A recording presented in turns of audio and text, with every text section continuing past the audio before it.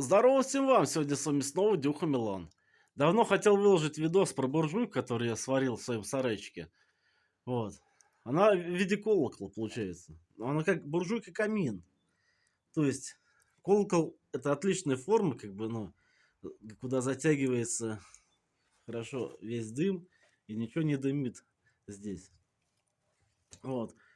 Там вы видите, да? Ну, была дверца закрыта, медленно сейчас тлеет, медленное горение. Функция есть у нее такая. Когда дверцу, то есть, звуки, да?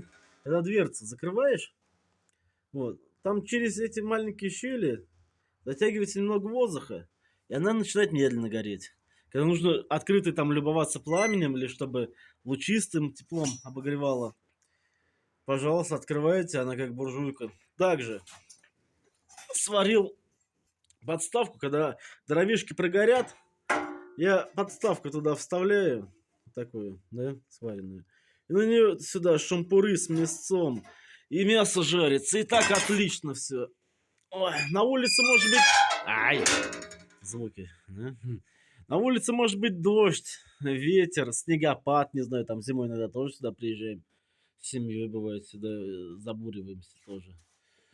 Вот. Иногда я один сюда приезжаю полюбоваться огнем, поразмыслить о жизни. Бывает такое. Вот. Шашлычки жарятся. Когда на улице ветер, ураган, метель, ливень, снегопад. А здесь тепло и хорошо.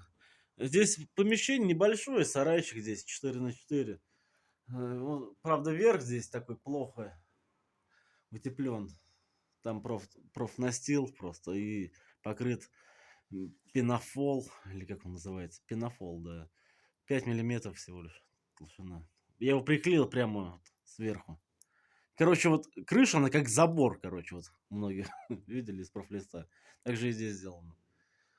Вот. И пенофолом просто покрыл. Ну, это сарайчик, это как бы не для жизни. Хотя хотел я сначала как летний домик, но летом он сильно нагревается, зимой он слишком холодный.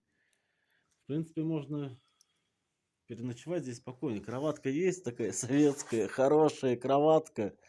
Сколько она выдержала, ой, господи. Вот, ну, вернемся к каминчику, конечно. Вот, дровишечку я закинул. Там яблоня сейчас горит. Вот, она очень медленно горит почему-то. Вот, хотя уже 2 года, как ее срубили, вот она отлежалась. Все равно она очень медленно тлеет. Но она дает хороший жар. Особенно вот при закрытой дверце. Я здесь не стал делать, хотя можно было сделать как эти, как у бурельяна, вот такие вот наваривают, да?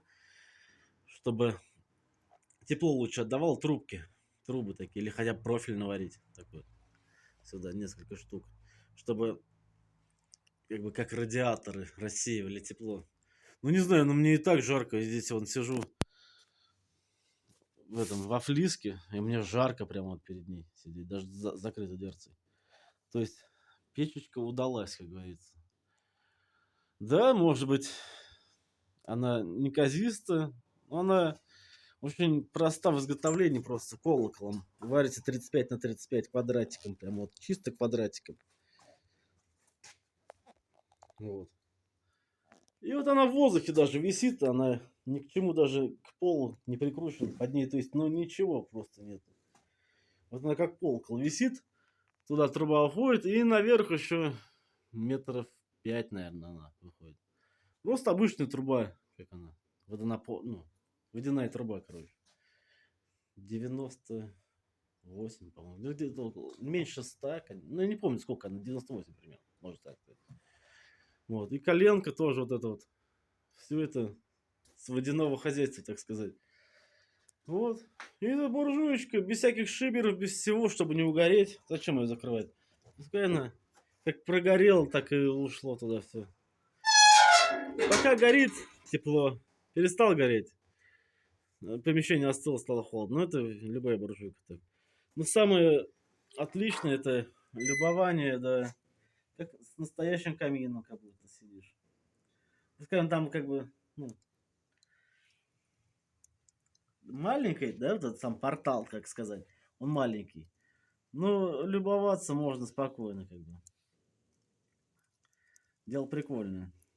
Ну и она как жарит шашлычок мне. В этом весь и кайф.